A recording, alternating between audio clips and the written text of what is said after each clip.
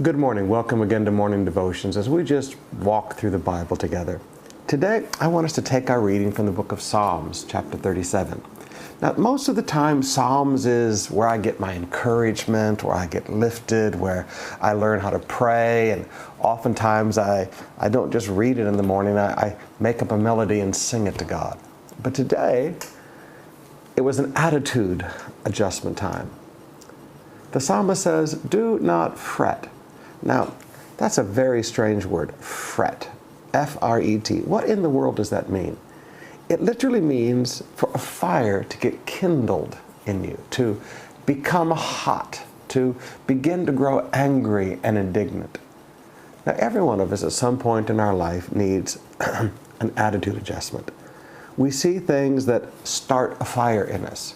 We see things that kindle anger and kindle a hot temper within us.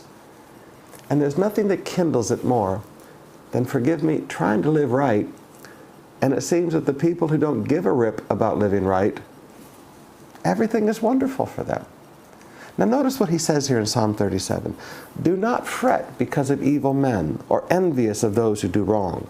Then you come down to verse 7. "Be still before the Lord and wait patiently for Him.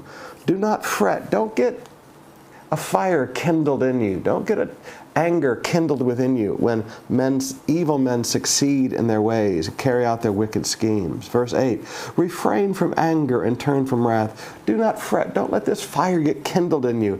It only leads to evil. "For evil men will be cut off, and those who hope in the Lord will inherit the land." Now, forgive me, brothers and sisters, God just looks at us and says, listen, please, patience.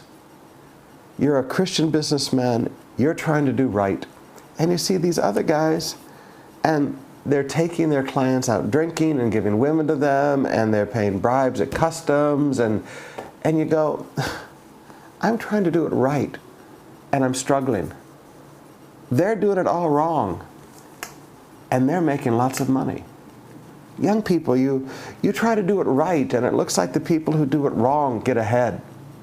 Young pastors, you try to do it right, and you see other people breaking every ministerial ethic and every verse in the Bible to, quote, grow what they call a church, or rather a social club. And if you're not careful, something gets kindled on the inside of you. A little fire gets kindled on the inside of you.